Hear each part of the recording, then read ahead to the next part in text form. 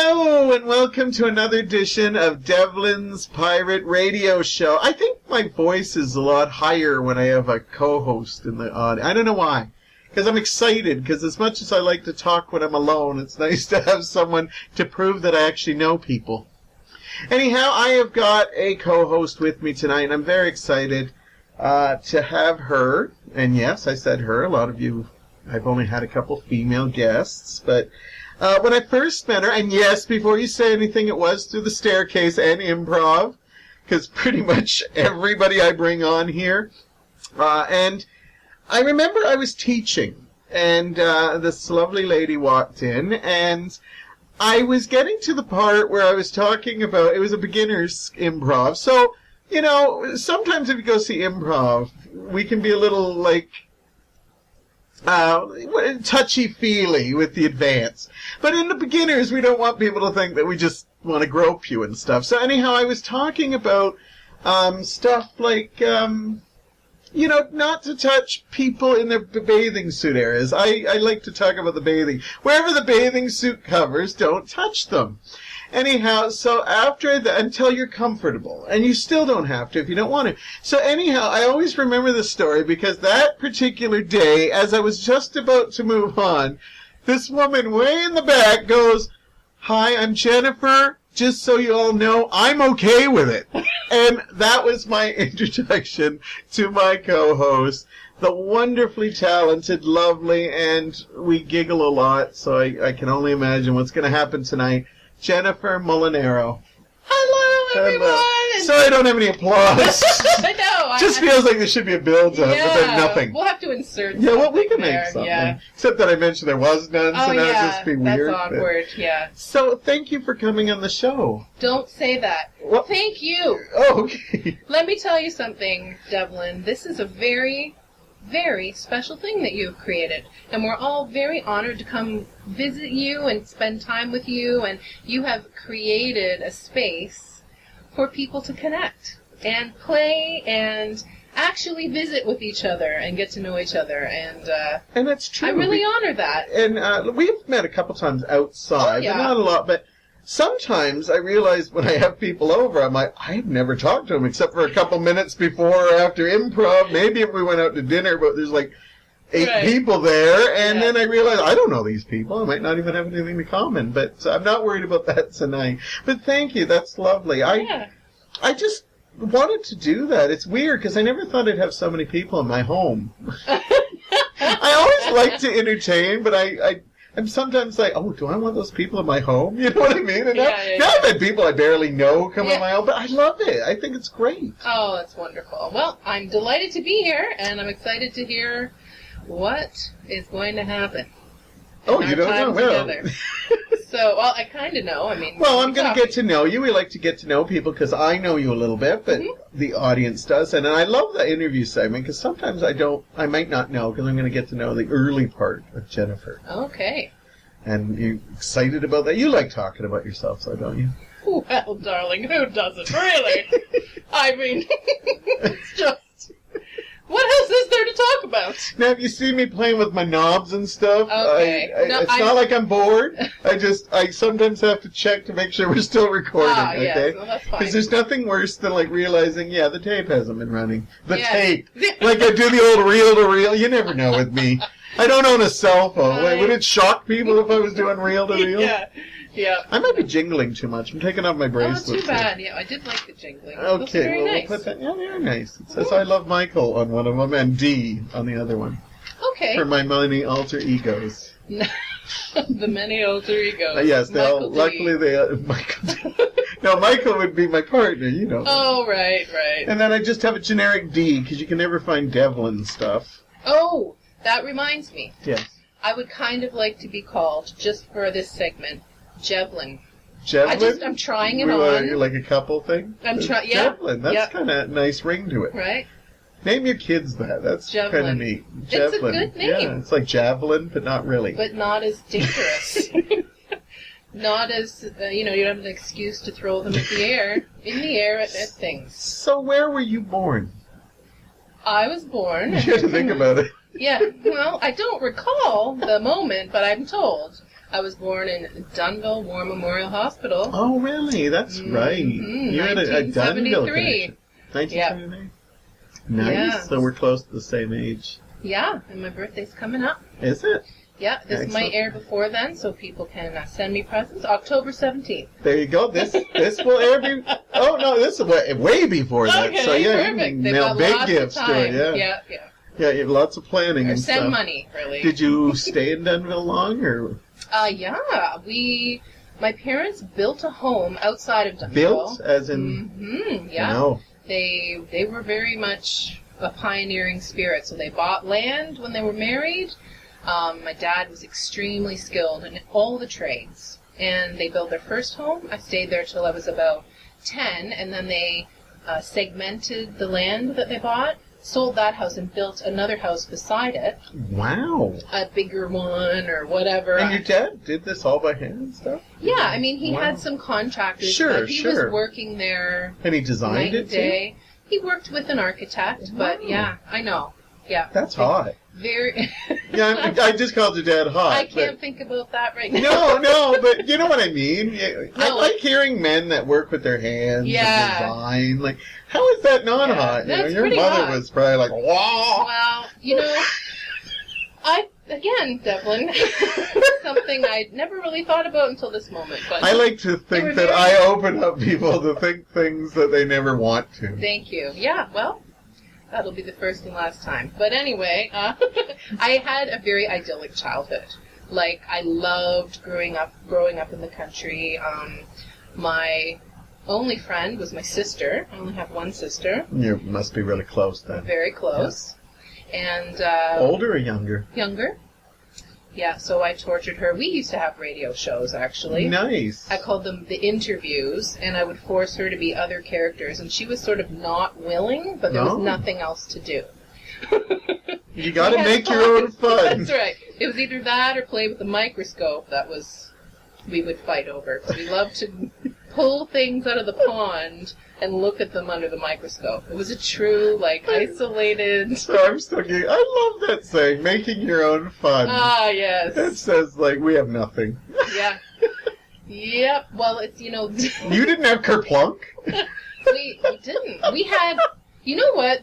The board game I remember from childhood was Don't Tip the Waiter. Okay, I remember that. He You was would like have that this crazy, pendulum waiter Yeah. and a pendulum, and you would pile food items on his plate and you had until to keep him safe. Yeah. So he didn't, to fall over and dump Yeah. everything. We make were him crazy over that. fun of the blue-collar worker. Yeah, I know. But it's good. No, that's a great... Not very PC. No, but that's the good old days The when good we old- did stuff like that.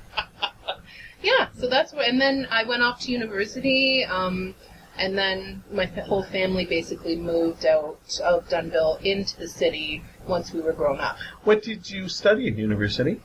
Music? Music. I knew that would be your answer, but you never know. Could have surprised me. History or Physics. And engineering. Well, I Yeah. said, screw it, let's do music. Yeah, well, I started off as a classical piano major. Oh, And, wow. I thought I was going to be teaching high school.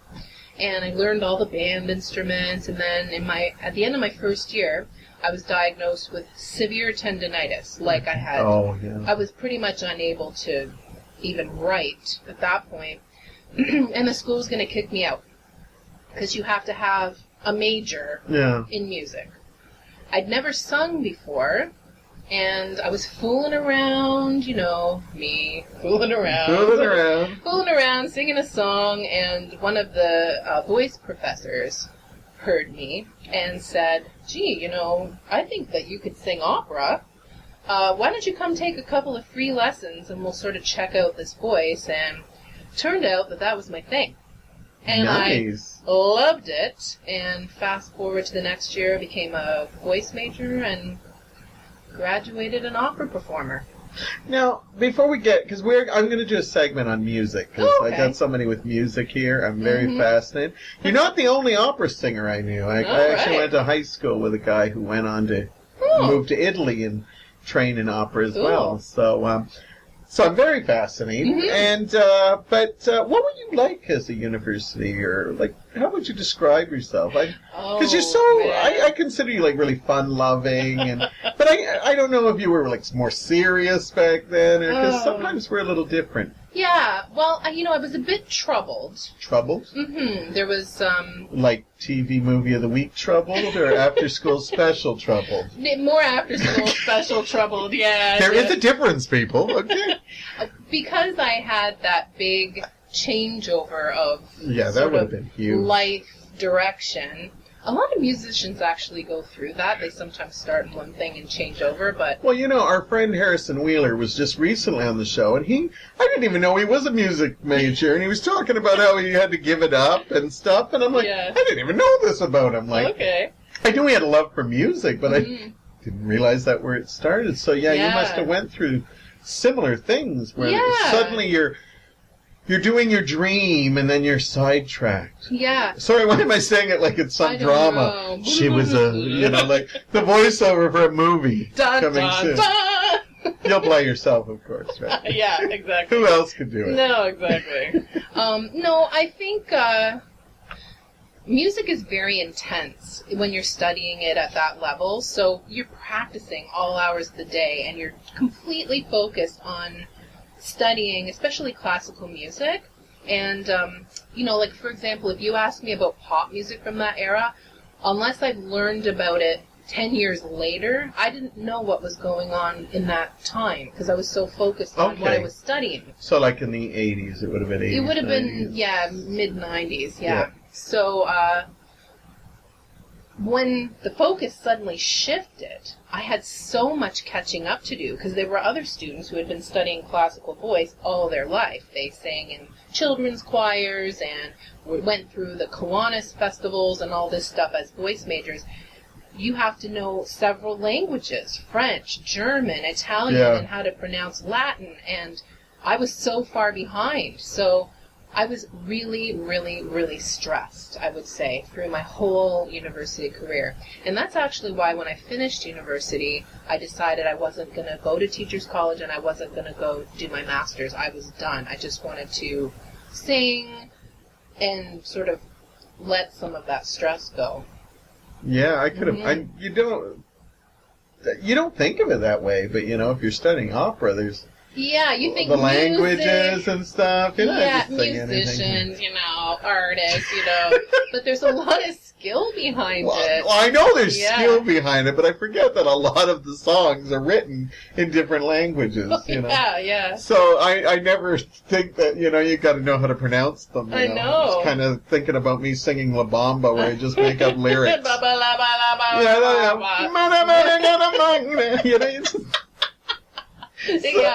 So I'm certainly not comparing La Bamba to classical opera. You but did, it is fun, but it was good. I liked it. Yeah. So after university, you said you kind of took a break. Mm-hmm. What did you go on to do?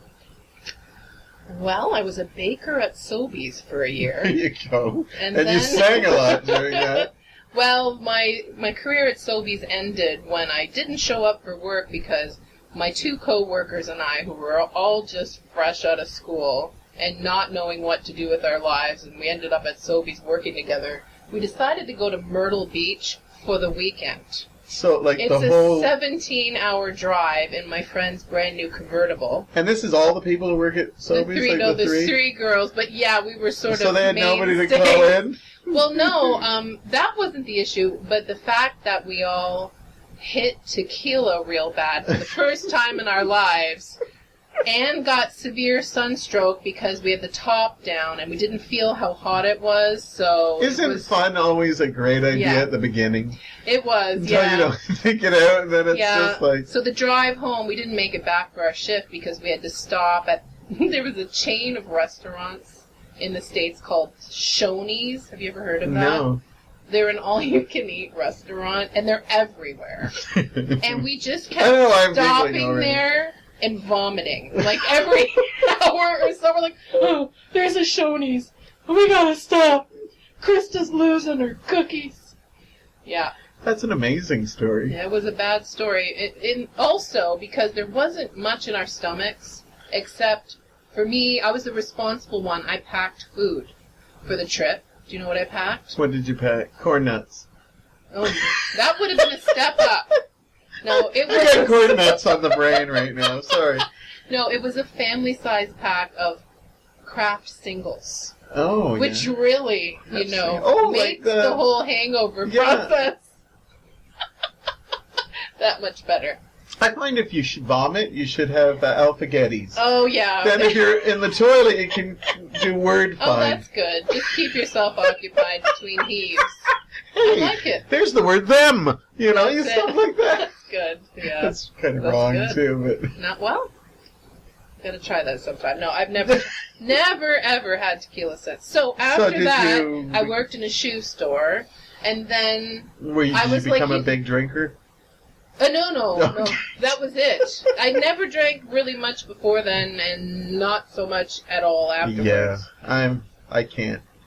I haven't drank in a long time. Yeah. But even when I have a little bit, I'm gone. Yeah, I'm a cheap date on that front as well. Yeah, I even, I'm nervous. It makes me crazy how quick I can get drunk now. Yeah, wow. It's just, and I don't get drunk, but I one sip and I'm like, woohoo! And it's like, and you know me, I'm usually woohoo anyhow. Yeah, well, so imagine I'm like Krusty the Clown by that time. Hello. At least I'm not a sad drunk. Yeah, that's good. Well, so after I sort of floated for a year, I thought, I can't do this.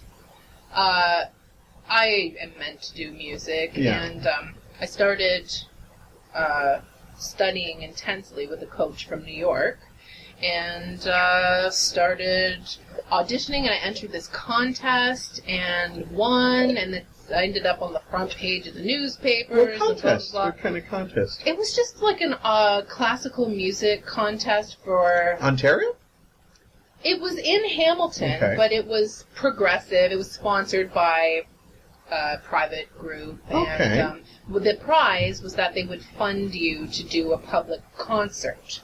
So it was at the public concert that the Hugh Fraser from The Spectator, who was the music reviewer at the time, heard me and went berserk for some reason. In a good way? Or? In an amazing way. Okay. He decided I was the best. Well, berserk could have gone anyway. That's oh my true. God! You know, I think at one time. Yeah, don't end the story with berserk. Okay, well. Okay. Sorry. Okay. First of all, we're blowing our load way too early.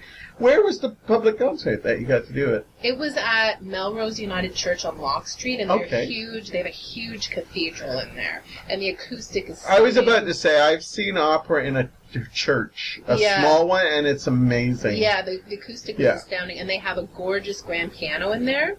So it wasn't opera that I sang, although I did sing some arias, which are just songs from an opera. Yeah. But I did a recital, which included classical songs, which aren't from operas, but they're in other languages. It's hard to explain if you're sort of not into that stuff, but there was a variety. I'm sure a couple people are nodding off right now. No, oh, boy. I'm kidding. All right, well, anyway, I did that concert. He did an amazing review, which consequently turned into another article, which I was actually on the front page. This big of picture the of me. Yeah. Wow. And then I got a whole bunch of interest from that. So people were actually calling me, do you want to do this concert? Nice. Yeah, so I had about 5 years, I think, where I was doing a lot of performing. And, So then I realized that at the time, I didn't think that I loved performing as much as I loved singing. Really? I loved singing, but there was an emptiness or how should I say that? I was growing as an artist. Okay. And so it wasn't just the classical music, which I had done all my life intensely, that I was interested in. And when you're heavily involved in going from concert to concert or role to role, you don't have time to kind of explore the fun stuff.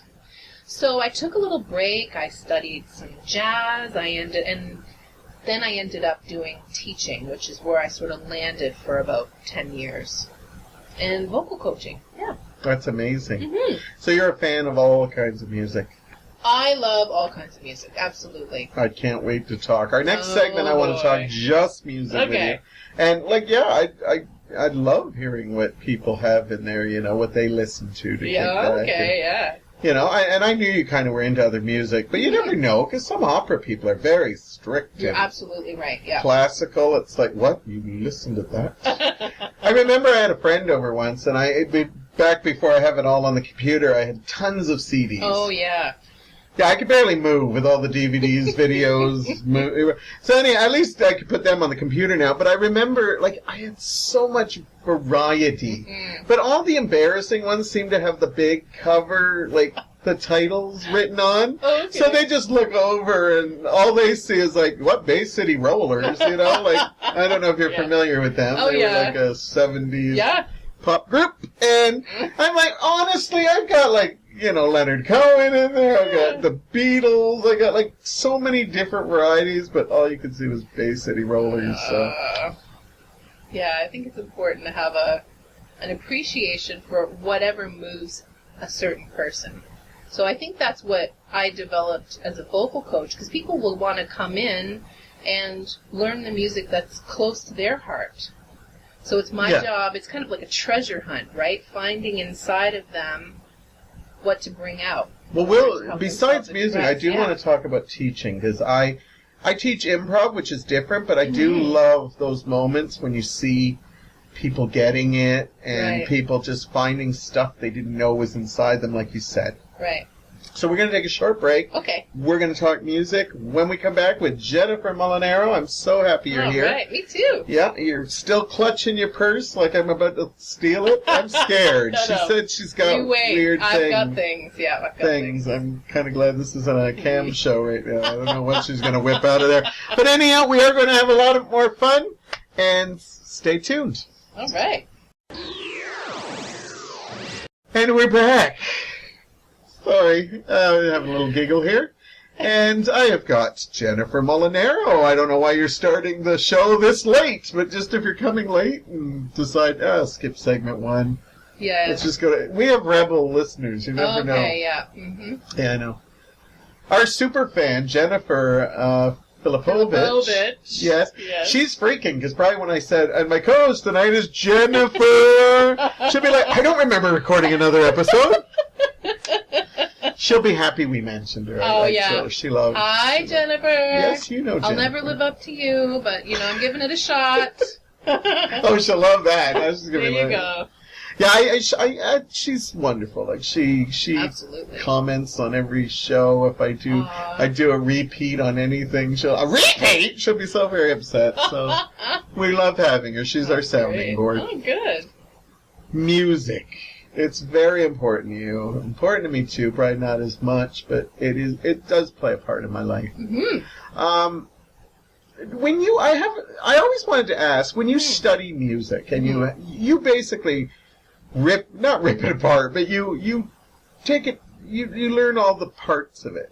Yeah. Does that get you to a point, I'm guessing not because you like music, but does it ever get to a point where you start hearing things in music that drive you crazy, or do you find a point that there's some songs that you can enjoy because you know how music works? Oh, I see. Yeah, horribly phrased question. No, what? Well, I sometimes talk to people who are, they're movie analysis and they have to tear down movies and they say, I can't enjoy a movie because I know how it's supposed to work. Yeah. So that's what I'm asking you, but I don't have the eloquence. It's perfect. You have lots of eloquence. Okay, I have a good story about this. Okay. A little anecdote. Ooh. Antidote. Anecdote. I get those two. Antidote. Somebody's poison. I'm going to go into my purse for a moment. No, I have going through university while we were heavily guided in learning all of these skills, I became quite an arrogant little turd. Okay. And I have a memory of my mom paying tons of money to go see this famous, amazing opera singer named Jessie Norman. Okay. And if you haven't... I was about to say, it doesn't sound very operatic name. No, well, she's an incredible singer from the States, and she overcame a lot. She was one of the first African-American sopranos to be recognized.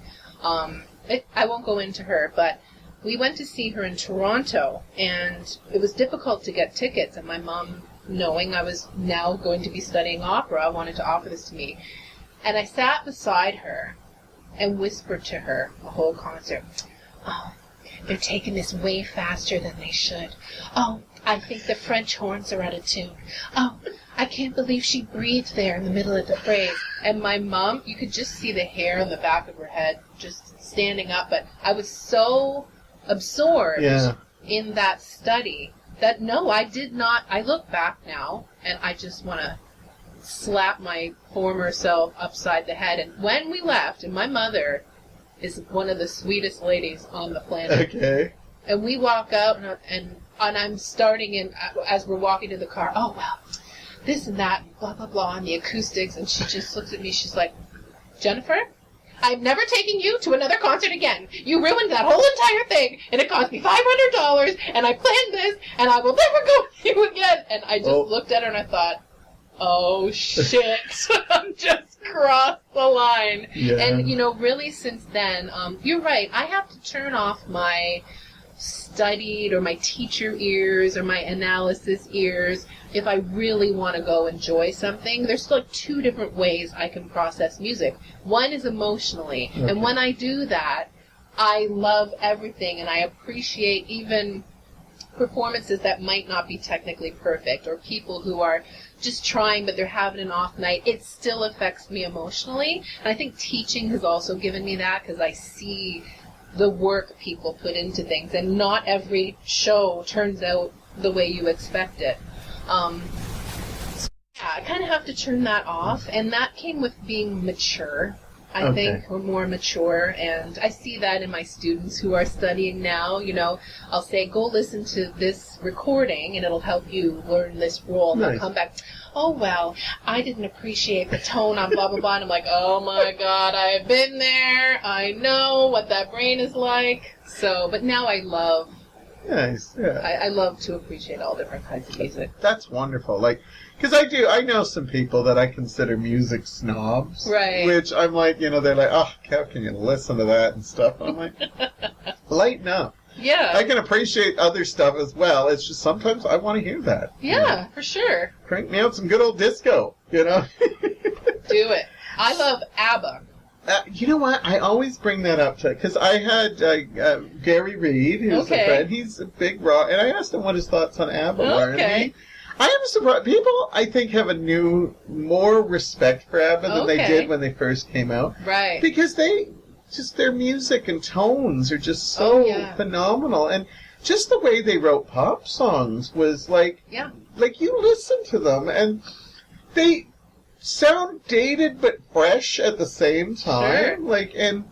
Just the harmonies and I agree. The stuff. Yeah, they're phenomenal. Here I'm raving about ABBA. Yeah, you don't have to tell me. I think more and more people are coming to like ABBA. I think they're they're not afraid to like ABBA anymore. Where back then it had that, European feel. Oh, okay. I don't remember. It's like going to an IKEA, but you don't want to mention the Swedish Where did you link get there. your furniture? Oh, I don't forget. Yeah, I know. I don't have any ABBA in my collection. Bay City Rollers, apparently.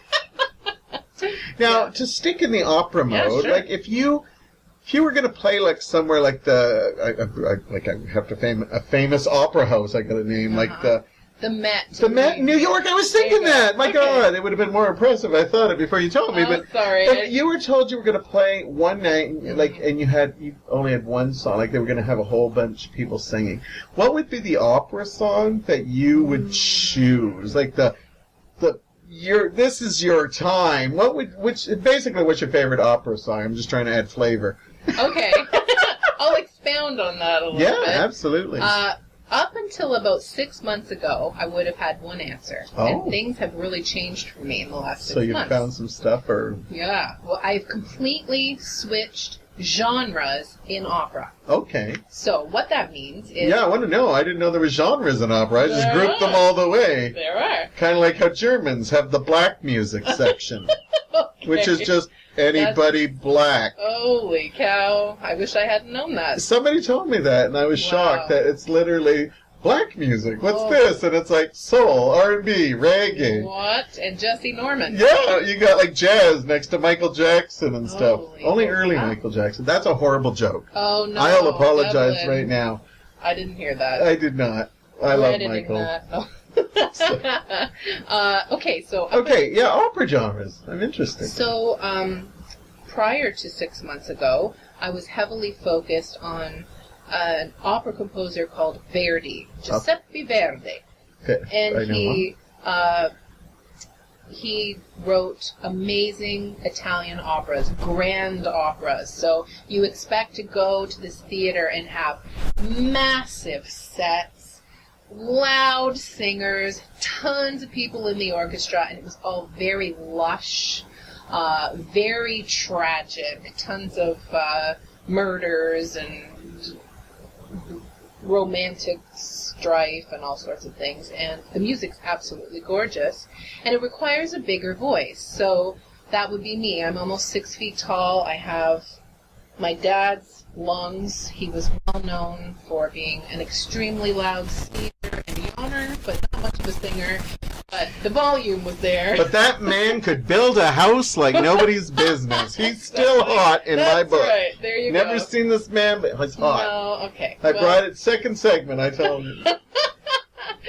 So, reincorporation there, definitely. Apparently. Don't introduce me to your dad. I might, Yeah. Hello? Oh, boy. Okay, sorry. Big sneezer. That must mean something. Sorry. I know. I stopped making you think of your dad in those ways. Yeah. Okay. So, yeah, Verdi. That's who we were talking about, right? Yeah. Okay. So my absolute favorite aria, which is a solo from an opera, would have been, it's called the Salce song, or the Willow song. Okay. And it's from the opera Otello, which is based on Shakespeare's Othello. Okay. And basically, my character was Desdemona, but in Italian it's Desdemona, and she is singing in her bedroom of her imminent death because she knows Othello's coming to stab her. Well, she knows he's going to kill her because she's been set up and he thinks he's cheating on her. She's cheating on him, but she's actually not. So she gets her handmaiden to help her put her wedding dress on because she thinks if she lies in bed with her wedding dress, he'll see her and remember how much he loves her, and maybe he won't actually kill her. That's pretty deep. It is really deep, and it's very long, and at the end it has this beautiful prayer, and it's so angelic, and it's so emotional, and I actually practiced it probably for 5 years before I could do it without crying. Like, I actually would physically break down while studying with this, and I think that's why it was so cathartic for me, and the music is absolutely gorgeous. However, I don't sing that as much anymore because I've had a shift in what my voice is doing. And in opera, your voice can continue to grow right through into your 60s, and it changes, and so the roles that you focus on change. And so I'm now totally perfect for singing Wagnerian opera, and that's the classic horns and the Viking breastplate, horns, the Viking and the Valkyries, and the really heroic women's roles. And these operas, Devlin, have you ever heard of the Ring Cycle? Is that on the washing machine? I'm going to go with no on that. Okay, so there's this very specific festival that happens in Germany called the Bayreuth Festival. Okay. And they play this opera series over and over again, and it's a group of operas. Each one of them is 4 to 5 hours. Wow. And you go for a long weekend, and you watch this whole thing, which is like 12 to 15 hours of opera, and it's this huge, epic, like the gods and the sailing across the oceans, and it's incredible. Sounds amazing. I'm studying it, and it's absolutely beautiful, but really, there's very few people who can sing that music because it requires an enormous voice and a very specific sound. And I was struggling with the Italian, and I couldn't figure out why. Like, it just wasn't feeling right anymore. Yeah. And I went to my opera coach, and he said, "Why don't you try singing this?" And I went, "Oh, no! Okay, this is the music I should be singing." So now I'm on a crash course perfecting my German, and I'm actually hoping to do a round of auditions in the spring in Germany for these roles. Oh, really? So you're going to travel overseas? Yeah. That would be wonderful. Yeah. I know what you meant. My friend, Richard, who is in Italy, he also went through a voice change. Okay. Where all of a sudden he was singing, and then he was trying other things, and he found out, wow, I've moved on to do this. I can't remember. I wish he told me. I can never remember. I don't want to insult him by it's okay. trying to remember. But when you Right. said that, obviously this is something that happens, and Yeah. it's great that there's so many different kinds of opera that you can fall into. That's wonderful. You have to keep me up to date with how that goes and stuff. Well, it's not really like living room concert material, which is the problem. Like when someone says, "Oh, can you sing me one of the arias from from the German opera you're singing?" Like I would probably blow the window out on the studio. Wow. But it's beautiful in a big hall. That's wonderful. It's very exciting. It feels like a very mature, powerful women's role, whereas some of the Italian ones, the women are always victims. Like the men have come and accused them of things or destroyed their lives, and this is sort of much more empowering from my point of view. Nice. Which is nice. You get to a point where you don't always want to play the victim. You want to be I want to be the hero. I want to be the warrior. Yeah, that's right. I want to wear the breastplates. Give me those horns. Are you going to get horns and breastplates? Oh, I've already got several. Do you? Just crank them out just for fun? That's right. Two of the dishes. So you've been to my house. The rubber gloves would look good, too. Yeah. When you teach, is it wonderful to see people, like, when they grow? Because obviously not everybody can sing opera, or you don't have the patience and stuff. No, it's not. When I teach, it's a very different mindset. So all of my students have all different needs. Some folks just come in because they want a stress release, and they like singing pop songs, and I help them to relax their breathing and have fun, and we jam, and I improvise on the piano, and it's sort of like a jam session, and they leave feeling relieved. That's wonderful. Yeah, some people come to study some classical music. Some people do jazz improvisation with me. Said that. Or is that singing? That is. Yeah, that's part of it. Yeah. I know, mine sounds more like pebbles walking across the floor on the Flintstones. I'm so glad you did that for me. I've always wanted to hear you scat. Like Pebbles Flintstone, apparently. That's right. Yeah, no, when you see jazz, that's the first thing I think of, like, Ella Fitzgerald or something. Oh, yeah, no, that's... Oh, I said a name there. Yeah, no, she's Ella awesome. Filipovich. Ella Filipovich, yeah. Yeah. That's awesome. So you teach all sorts of stuff, and that's great, because we get that with improv too. Like, people come to build their confidence, or just do it for something, a release, like you said. Yeah. I miss, not like I remember these days, but you've seen old TV shows when after dinner they'd all get around a piano. Don't you wish they did that anymore? You get the sheet music out. Absolutely. Let's do I Dream of Jeannie with the light brown hair or something. Yeah. Don't you wish that would make it come back more? Yeah, music has really disappeared as a community event. Yeah. People used to go to church every Sunday and sing hymns, and there's something very biological about the singing process and singing with people. There's tons of studies which document the health benefits of singing in a group. There's tons of research on group singing and the effect it has on Alzheimer's patients. Oh, wonderful. Yeah, the cognitive stimulation of singing is incomparable to any other field. When we sing and we do music, it lights up so many areas of the brain that oftentimes people who no longer can speak or remember anything can still play the piano, or they still remember a song that they used to sing 70 years ago. It's extraordinary. That's wonderful. I know a little bit about this only because my diva, Olivia Newton-John, When she was going through cancer, she actually released a series of albums that she called healing albums. And they're amazing because she's like known for like pop and country and stuff. But if you listen to these albums, like I still even crank them out every once in a while. Like she even does like chanting in it. Sure. And like I think she's even studied like the styles of like, because they're very angelic sounding, and her, like, just when she was going through that, her big fear was she would lose her voice. Sure. So when she did the healing albums, and this fall I'm excited because she's now working with a couple of other women. Okay. And they're putting one that's based totally on dealing with grief and loss. Wow.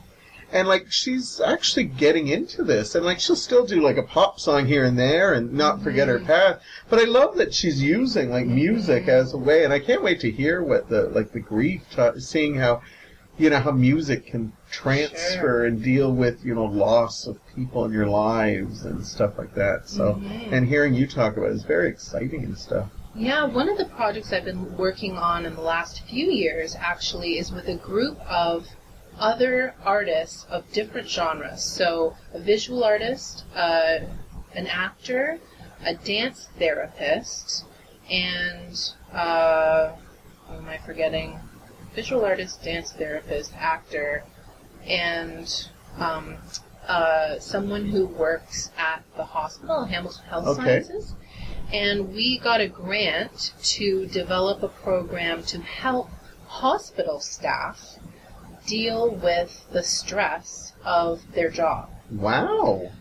Because there really actually is very little support for folks who work in that area and have to process. Difficult job. Yeah.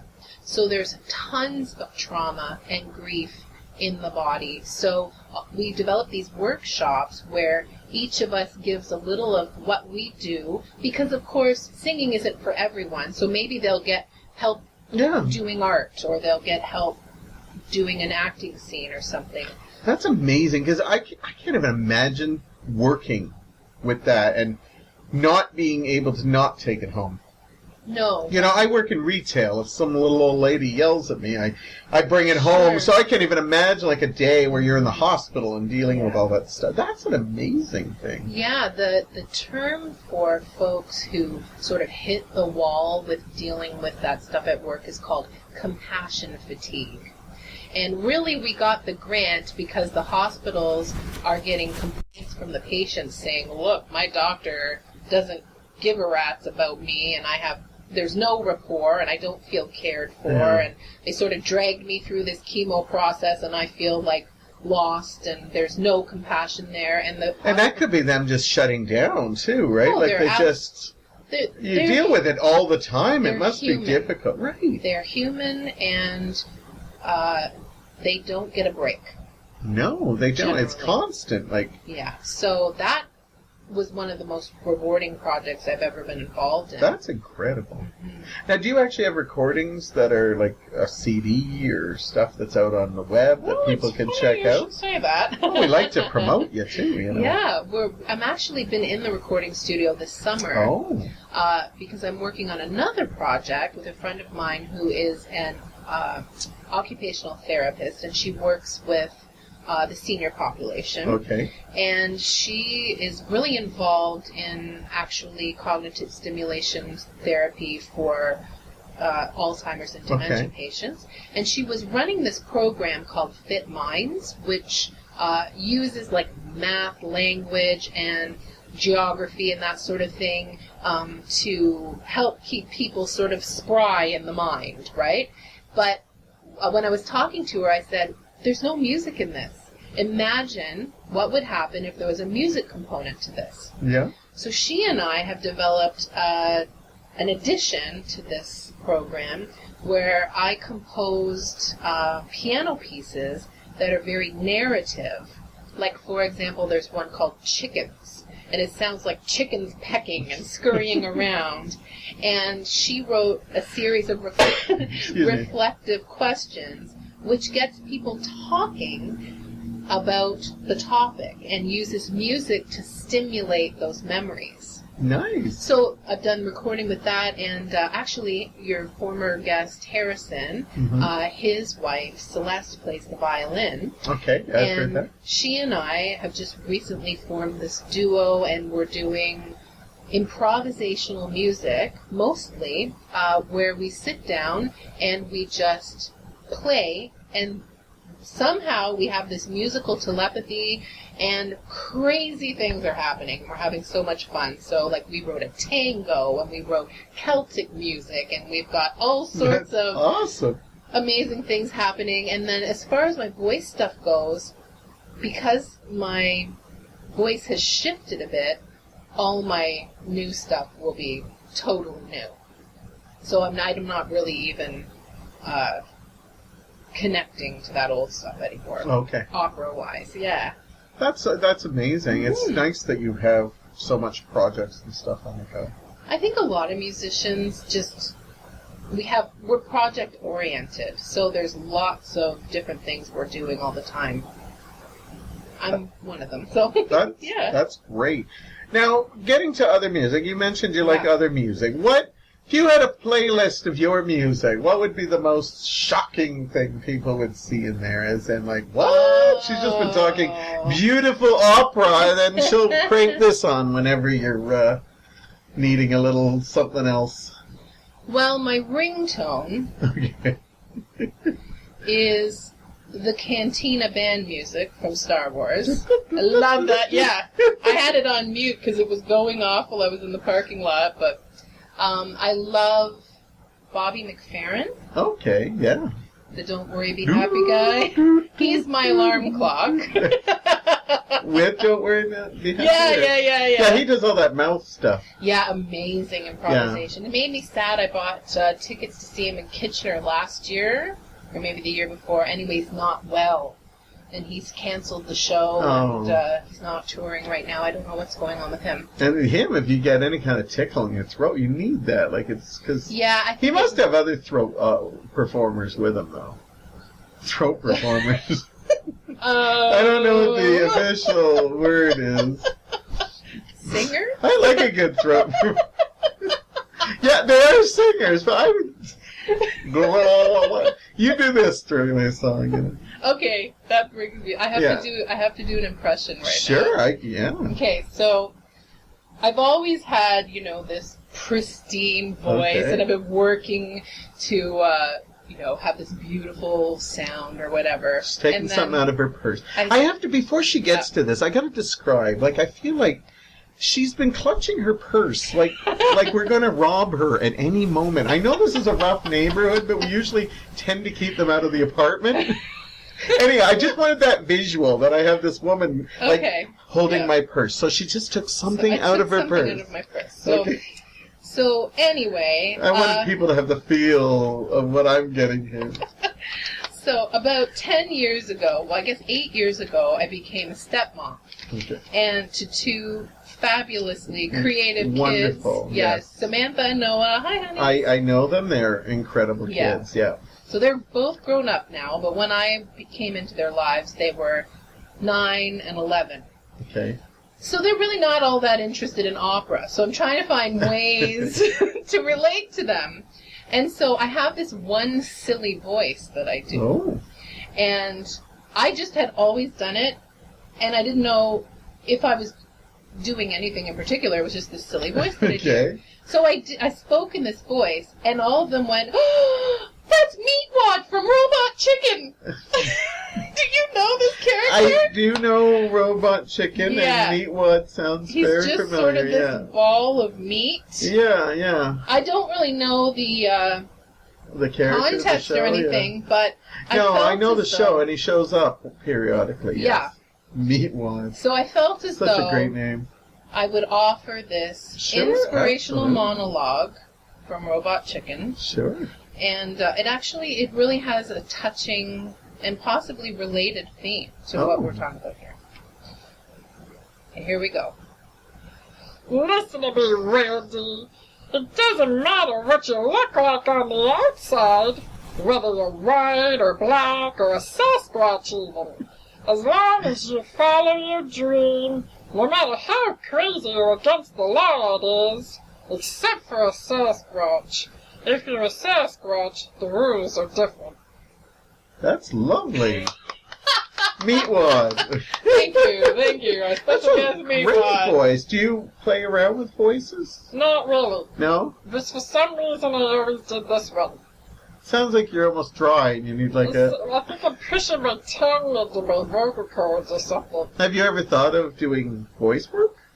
Have I just insulted you? No, you haven't. Well, I'd love to get into that, but I don't sound... My problem in voice work is my same problem that I have in improv. I'm super strong with a character for about 3 or 4 lines, and then it switches. So I start off with a French accent, and by the end of the scene, I'm speaking in a German accent. And for voice actors, they have to really know that character and all the nuances, and I think I would just... That's a whole other career that... Yeah, last year I did a Halloween dance party, and it's on YouTube, Okay. and I'll be promoting it again. Awesome. But Count Devlin hosts it, my alter ego, and I actually do snippets in between songs, Nice. right? And it's like supposed to be a Halloween party, and if you look, it's like almost like, I think it's almost 2 hours on YouTube. So you can hit play, and everything's fine. Right. But anyhow, Count Devlin's accent changes. So to the point that I actually, in the actual show, I just say, well, I've become, Canadian. So I lose my accent a lot. So I don't even know what he is, but I felt he needed an accent, even though every time I do public appearances with him. Right. I might be doing a photo shoot with him, so at least I won't have to talk. Yeah. So you commiserate with my issue here. Absolutely. That's why I'm feeling you here. So, all right. So, anyhow, we're going to take another break, and then we're going to open up the segment to whatever you feel like talking about. It could be anything. I have 2 more surprises in the last segment. All right. More meatwad. In the purse. Meatwad. No more meatwad I in the just want purse. to say meatwad. I know. It's a fantastic Don't name. say meatwad in the purse. That just says... Meatwad, doo-ba-doo-doo. I have to sing one other song. Devlin Bishop, king of the wild frontier. All right, we're done. That's beautiful. I can't see me. I'm more like Queen of the Wild Frontier. Oh, you're okay. It's all good. I'll let That's you a go gay there. reference. Oh, really? Okay. I have to explain that. Anyhow, we're going to take a very, very short break, and we'll be back. Toodaloo!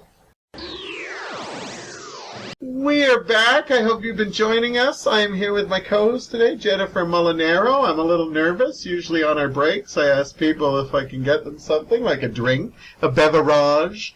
And she just said, do you have a plate and a blindfold? I'm like, what kind of Annie Oakley gun-slinging stuff is going to happen? So anyhow, she's got her blindfold. She was surprised I actually had a box of them. I call them scarves, but they work. And she's got her plate. Yes. So, Devlin. Yes. Are you feeling adventurous? Sure, why not? All right. So this next, since you said the co-host had a little you're allowed. Yeah, we're keeping this one open, so we can start with this. Okay. So I thought maybe this last segment we could talk about my interests outside of music. Yeah, that's great. And because plates and blindfold. I'm not a one-trick pony over here. No, absolutely not. So the first passion I want to talk about is gardening. Now, I do love to garden. Okay. I'm not fabulous at it, but this year I decided to grow some experimental vegetables. Okay. And we're going to play Put This in Your Mouth. Oh my God. To somebody who's not big on vegetables, plus they're cooked to shit.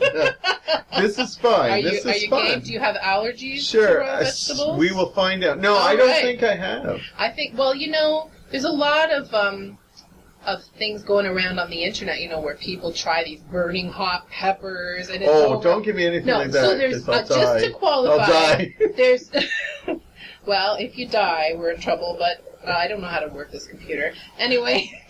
Call Corda at Mike's around. He'll probably be able to shut it up. So there's nothing that's hot. Okay, good. Because I don't do good. I'm old. So I'm going to put this plate over here. Okay, so this is going to... And so I'm going to be blindfolded. You're going to put the blindfold on. So I got to guess what's in my mouth. The blindfold, listeners, is a Halloween themed. Yeah, I'm going to fold it over twice because I have a feeling I can see through it. But you know what? If I take Just my close- glasses There off, you go. then that's another way Just that I close your will be. We won't say that I'm like nearsighted though. Perfect. I will be honest. Okay. So these 'Cause this is experimental fun. I hope vegetables. chocolate is a vegetable. Yeah. No. Sorry, buddy. Now these are all stuff you've grown, or you This is just all went and stuff picked? from my garden. It's all organic. Okay. It's all lovingly tended, and I actually this year splurged and bought myself a grow-op. Oh And my God! You're like marijuana. Well, If you light one of your vegetables, I might give it away. yeah, I got this grow-up on Kijiji, and What's a grow up? Well, it's like because an- when I hear grow up, I'm thinking marijuana. I so know. explain. It looks like a shelf unit with fluorescent lights over all of the shelves so Alright. that you can start your seeds inside before the summer. So when it's time to plant them, you actually have plants and you're ahead of the game and you get more vegetables by the end of the season kind of thing. Okay. So, you can get boring old vegetables at Okay. any sort of farmer's market, but I wanted to experiment. I'm picturing that we're going to be taking a picture for the YouTube that's of good. me with the blindfold, That's and good. like when we do our photo op, That's good. I'm That's going to be good. putting things in my mouth. Yep. So We're talking about vegetables, so I have my blindfold on. If So, people you have need your to know, my blindfold eyes on. are closed Now, and my glasses put are one on. of your hands out, Okay. and I'm going to place Won't the I know the first shape, or did you cut them into shapes that I don't? This is a whole vegetable. Okay. Should I hold And you're two? going to describe the feeling of it, and then put it in your mouth and describe what it tastes like. That's the whole Okay, thing. that's the whole thing. Okay, so it's a vegetable, it's That not is a a fruit. vegetable. Okay, it feels like the size of a small grape. Mhm.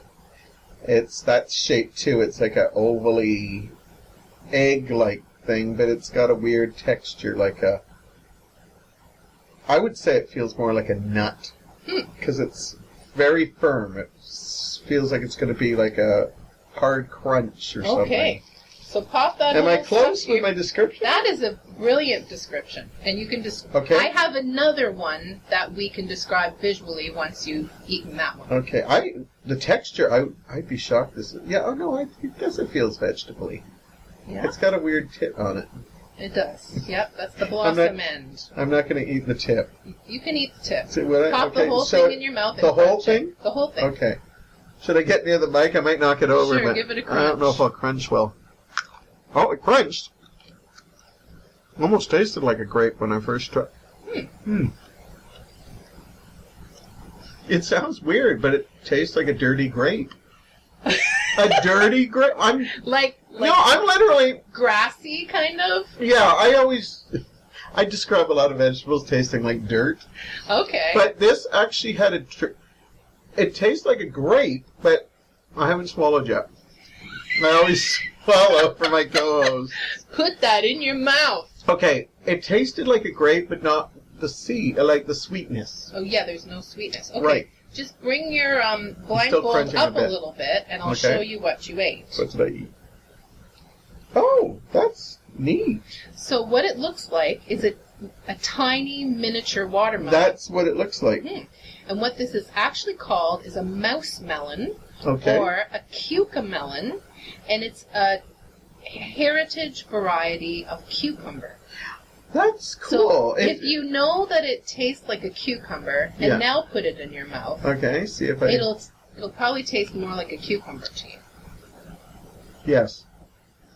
Yes, my mother used to make cucumber salad. Yeah. But I didn't taste cucumber the first time. But you know what? It does have a cucumber taste. I wonder if it's because you were thinking grape, because you touched it. I did, and it did feel like a grape, like a really hard grape, but I didn't get that sweetness that you get at the Yeah. end. But yeah, that's cool. I'm not a big cucumber fan, so I'm surprised, but it has a nice taste to it. Okay. Very cool. Next. Blindfold down? Blindfold down. This is fun, actually. Don't know if it's great radio, but I think people are I having think it's fun. great radio. Well, there's a lot of people giggling right now because they know my love of vegetables. Like raw vegetables, so Well, they're loving this. What do I need here? I think Oh, we that got a plate thing here? I'm now putting the next item on the plate Oh, this and must be cutting big it with one. a sharp knife. Oh, So you didn't ask me for a knife, so you just I carry brought big my knives own from in home? the purse. Yeah. I know this is a rough neighborhood I mentioned, but So I'm put your hand okay. out. I'm scared you got a knife. Like, where no, is the it? knife is on the plate. I'm not Okay. holding the knife. Settle down. So you've got a slice of this vegetable Okay. now. Part of it's juicy, so don't handle it too much. But touch it a But little. you can feel it. The top part's juicy. Okay. Okay. Okay, and you're The going to give end that of a a shot. sentence. Yeah. Do I need to describe it? Or? You can describe it. It is like a. It's like an end of a fruit, like if you cut a tomato, and it feels like a tomato. Okay. I'm sensing tomato here. Shall I put it in? Yeah, baby. I'm crunching. I'm eating sloppily, so it makes good radio. It's juicy. Yeah. It's very juicy. There's tomato in it. There's something tomato-ish. Yeah. Because I know I'm not a big raw tomato fan, and Right. I'm like, I gotta hide that baby. It actually tasted pretty good, I'll be honest with you. I'm not the biggest tomato. Was it a tomato? It was not a tomato. It is related to the tomato, and it's called a tomatillo. May I look there? Or Yes, you may look. You got your fruits, your veggies hidden? So Oh. that's your tomatillo, and this is what it looks like Oh, when it you looks pick like it. It has a husk on it. Okay, so right now what I'm looking at looks like a green little tomato. A tiny green tomato. Tiny. Like a cherry But tomato. when I look at it, did I eat all them seeds? Yeah, you did. Is that going to grow on me? Yeah. You're Okay. going to grow right out your ears tonight. Shitting tomatoes So, tonight. It's Yeah, like, this is neat because it's like almost like a Brussels sprout or something. It's got like a. yeah, it's related foreskin. to the gooseberry. Oh, foreskin. Good Lord. I've never seen a We vegetable call that like a have a full back. Oh, okay. And then when you Oh, peel like the corn? husk back, if you touch the tomatillo, it's sticky. Oh, yeah. And then I washed that off for you because that's a weird texture and it's a Yeah. bit bitter. But it still reminds me of foreskin with the Yeah. sticky. Okay, Well- we'll leave it there. Yeah, I don't think I've actually ever. Anyway, next. What are you? That might. What were you gonna say? There's two. I'm just going to give you one more. Okay.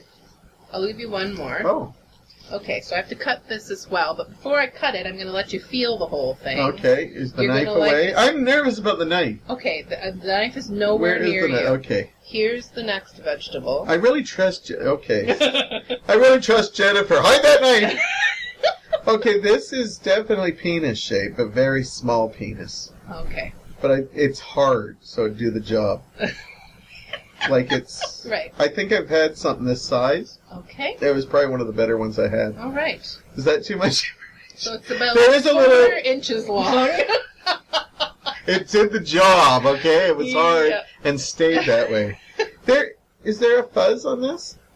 There's Like yeah, a light like a something? light fuzz on it. Yeah. I'm not trying to be sexual. I'm actually saying. No, it's I like- think there might be now. But there is. It's like a long, slender. Now there's ribs in it, Yeah. but there's like a bulbous head, like a little one. There is, and then the other end is pointy. Yes.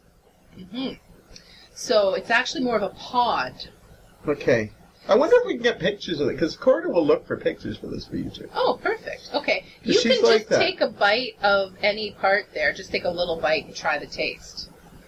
The head?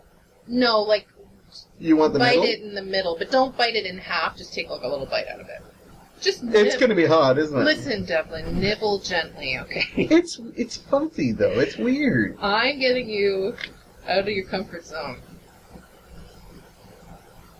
It's not strong. I taste nothing. There's a crunch.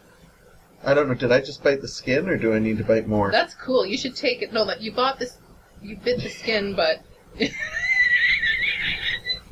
People tuning in right now. These are vegetables we're talking about. Can I bite a little more? yeah, you can. Now this is weird because I didn't get any taste, and I'm asking to bite more. Yeah.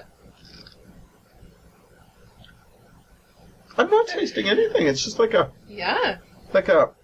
No, I can't even say celery because celery even has a Yeah. taste. No, you're right. So take the blindfold off and have a Okay. look at that. Oh, it's a pea. Yeah, it's Like called a gigantic pea. okra. Okra. Okra. Okra. You just bit okra. you go. Okra. This is what okra is? That's okra. And what's interesting about okra is it doesn't have very much of a taste, so people tend to really use it in, like, Indian spicy food or gumbo Okay. from the south and stuff. There's a lot of spice usually added, and it's almost always cooked, not raw. Is this like a pea or more like a It's corn? a seed. It's a That's gumbo a seed? yeah. Or gumbo seed. Okra seed. That is awesome.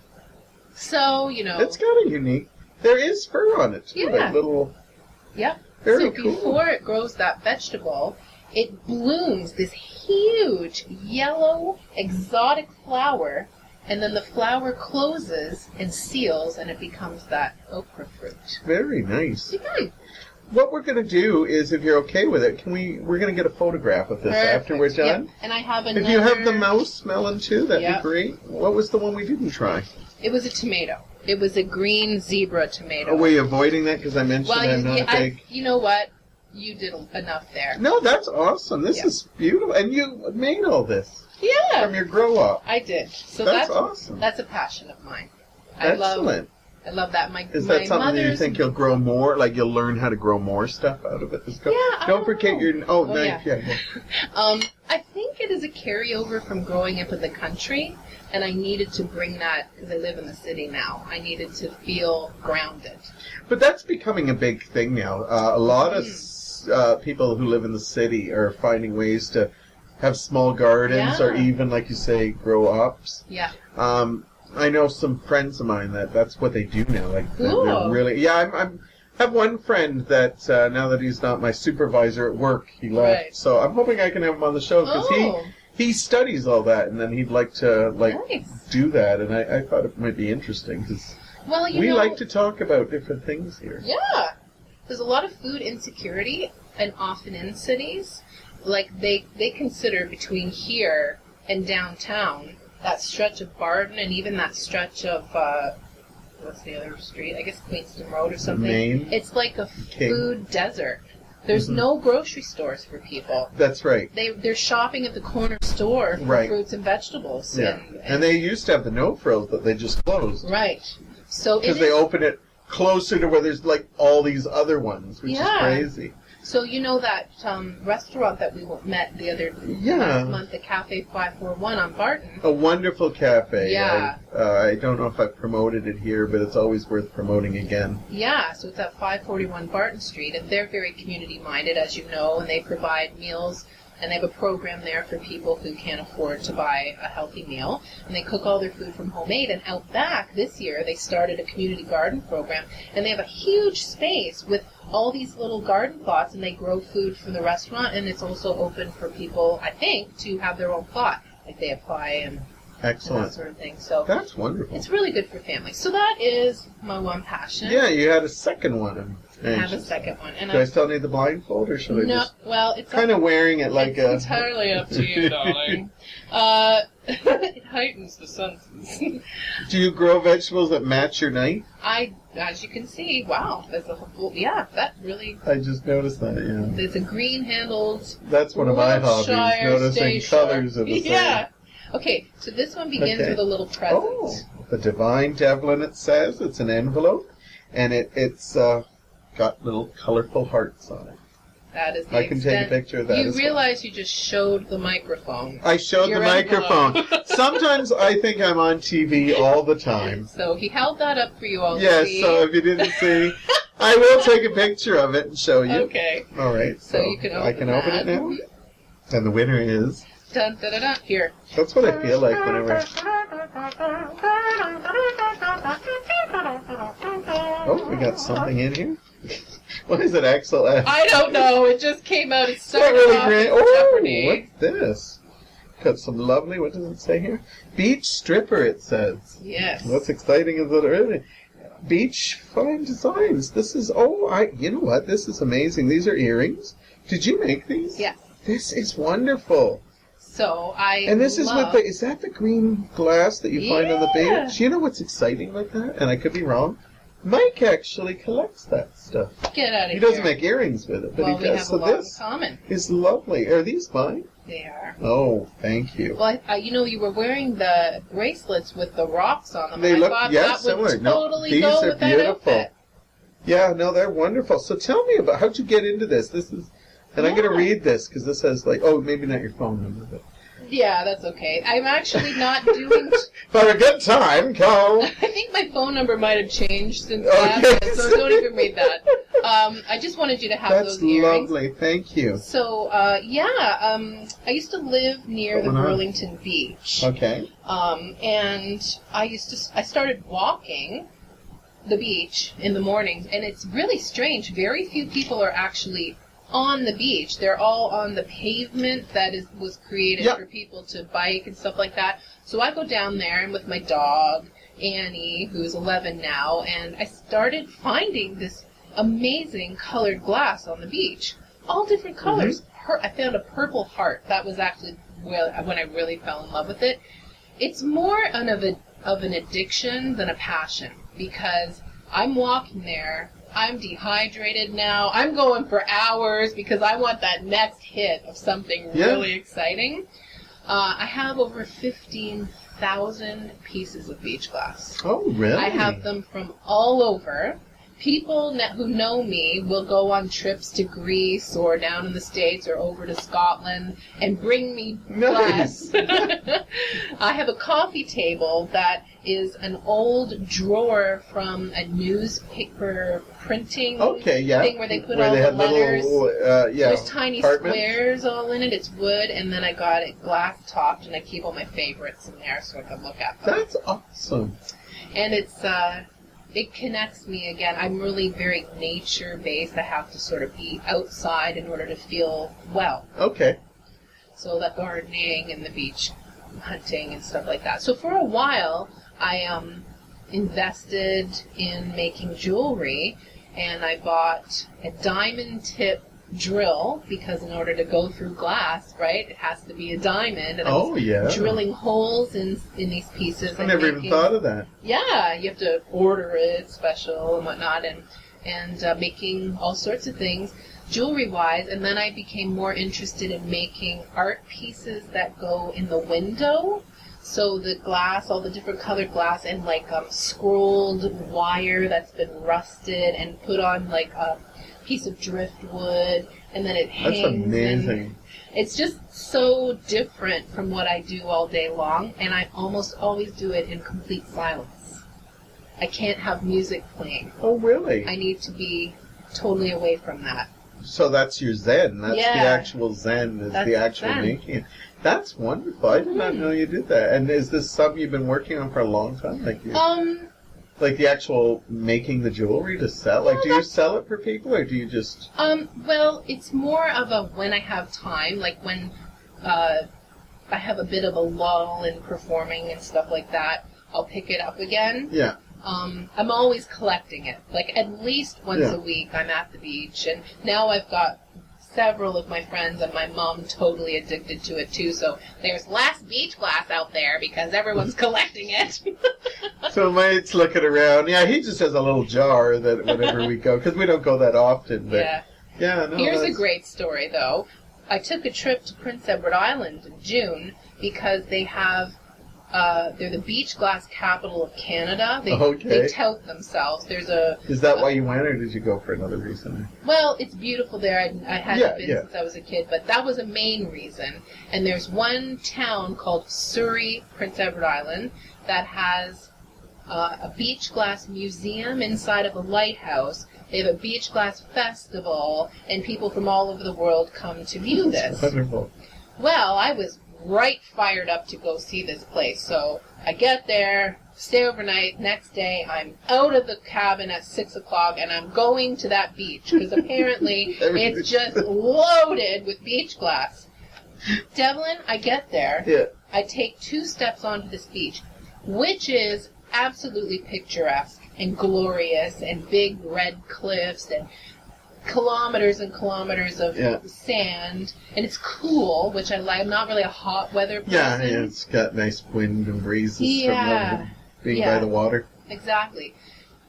And it is totally impassable. You cannot walk on this beach because it is littered with freshly broken bottles.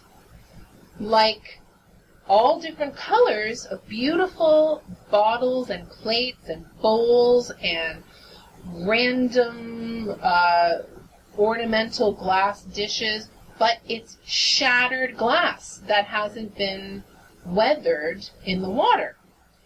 So I, of course, became completely furious that, in my mind, the town had conspired to plant this glass in the water, and I wouldn't even walk any further. I was just totally upset. I went to the local diner, and as I'm eating lunch, I was fuming, and I just blurted it out to the waitress. I don't understand how you people would ruin this beautiful picturesque beach by putting all this glass all over the place. And she's looking at me like I've got 3 heads. She's like, lady, what are you talking about? I just had my kids there yesterday. We played at the beach all day long. I said, what are you talking about? How could you possibly go on that beach? She's like, what are you talking about? So I had taken pictures while I was on the beach with my cell phone, and I showed her, and she said, I can't believe this. And of course, in the small town, everybody knows everybody. So she called the manager of the diner, who was on town council. She came right in, heard my whole story. She called the RCMP, and by the time we were done lunch, there was a full investigation. Someone apparently had gotten it into their heads that they were going to plant sea glass, but they don't realize it takes 50 to 100 years for this stuff to cook in the ocean, and what they basically did was just destroy their major landmark. And someone went offshore on a boat and broke all these dishes on the side of their ship and dumped it into the water, thinking they were doing people a favor. And they had had a storm the night before, so the tide washed all of this broken glass into the beach. This is like the strangest indie movie that you could ever imagine, but I love it. Like, I'm engrossed. Like, are they, like, you had me go, like, I know, are they doing this? Like, well, yeah, we're the marshmallow captain of the world, but we plant all our marshmallows, Yeah, so it was, my life is like that, Devlin. I haven't scratched the surface. Wonderful, though. Like, with the weird stuff that's happening. About. That's a crazy story. That is a crazy story. I like that you started a full investigation. The full RCMP investigation. Yep. It was unexpected, to say the least. That's incredible. I am picturing Don Knotts, though, as the guy coming, well, I'll investigate this. But I'll turn into a fish first and jump into the ocean. Ooh, that's incredible. A Mr. Limpet. Reference. What? I am impressed. We like that kind of. I think I might have watched that when I was 4 years old. Yeah, I've tried to watch it a couple times, but it's different now. It's. Don't get me wrong. It's a fun little movie. Can you tag Mr. Limpet onto the end of our interview? I think it's important. People don't What do you mean tag? Tag a video. Sure, we could put do up that. a link and say you don't know what we're talking about. Like a trailer or something we could put or something. Absolutely. Yeah. Don Knotts. You know me, I'm all about the nostalgia, and that's haven't done a Don Knotts movie yet, but I'm certainly going to now. Because who would have thought this would end with Don Knotts, Mr. Limpet? That's the incredible ending. Mr. Limpet, not just Mr. Limpet. He's incredible, Mr. Limpet. I've had a great time. Thank you. I did put one of the earrings in while we talked, so that when we do our photo shoot, lovely, we will see that. Yeah. I think there'll be blindfolds we'll and stuff in the photo sweaty. shoot and stuff. We've been huddled up in our little studio here. Thank you for persevering. My pleasure. I've had a great time. Thank you for your openness to trying vegetables. I love it. I don't mind trying different things. I love the little. This is cute. Mouse melon. I might put it with my Barbies, and it's gonna go rotten, honey. It's a real thing. If I shellac it or something. Maybe. It'd be great if my Shia LaBeouf had a little melon. Mummify that melon for you, darling. We'll figure I'm going to put it in my hope chest. Okay. There you go. Do people have hope chest anymore? I don't know. My hope sack. Your hope sack. Sorry. That was... Just a hope. It's like, I've always grown up with, like, the thought of a hope chest, but I like the hope sack. Yeah. It's so sad. It's like some bumpkin or There's some bumpkin. hope for the sack one day. I got my For you youngins who don't know what a hope chest is, I think it used to be like you collected stuff for your marriage. Well, you know? your parents, look, especially your Right, mom, your should give you dowry. a set of dishes. Yeah, Back in the old days, Yeah, when when women people were got married. material, yeah. they used to, you Put get a couple prizes with them goats in too. there. Yeah, that's right. When you got married, you didn't just get a bride. You got like a starter kit, Yeah. like blankets and Linens quilts. and, And yeah, they don't do that anymore, good do set they? of silverware. I know.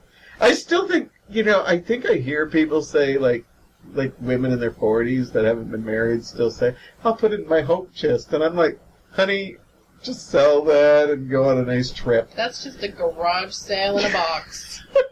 You know it, and I know it. It's sad, though, but that's why I think they got rid of hope chest, because the more you work in your third hope chest, you're giving them hope. That's a hopeless chest. Okay. On that note. Sorry if we have offended. You need to put Oh, I know. Do you think... disclaimer at the Actually, end about hope chests. Hope chests are fine. They're a beautiful If tradition. any of my... Yeah, it is. It's one of those lost traditions that... Let me know. Rate me if you have a hope chest. I don't know Now, what I if put you in my have hope goats chest. in your hope chest, like that's the whole dowry thing. That's different than a hope chest. Though. Yes, the dowry The was dowry just... is different than a hope chest. It's... I don't know why we're getting into this, but it's kind of fascinating. We tangented. But what I like about the idea, it's kind of sad. Like, hope chests are kind of sweet. That's just Yeah. kind of like, oh, when I'm married, I'm going to serve my husband and kids on these dishes. That's sweet. Right. That is very sweet. But when a dowry was kind of like, well, if you marry my daughter, you also get this cattle. Right. Which is almost like, we don't have any hope for our daughters, so Yeah. if we throw in meat. Yep. Or goats were quite common, Goats too. were big. That's kind of sad that it's like there might have been people actually attracted to the animals that you were getting. And okay, and I get a wife.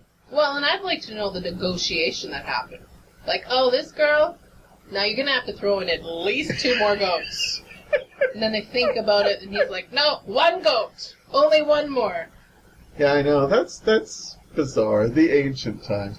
You'll have to come back and we'll have to chat. Okay. And especially if you go wear It's a breastplates in cliffhanger. Germany. Okay. Yeah, yeah. Okay, yeah. Maybe bring your dad along. Oh, yeah. It's hot. Said it. I had to go there 3. Ah! Third beat, I'm done. I promise. Over and out for Devlin. I am. Thank you for listening. Jennifer, thank you again for coming, and please come back. My pleasure. Thank you. And thank you for listening, and I will be back very, very soon with another episode. See you then.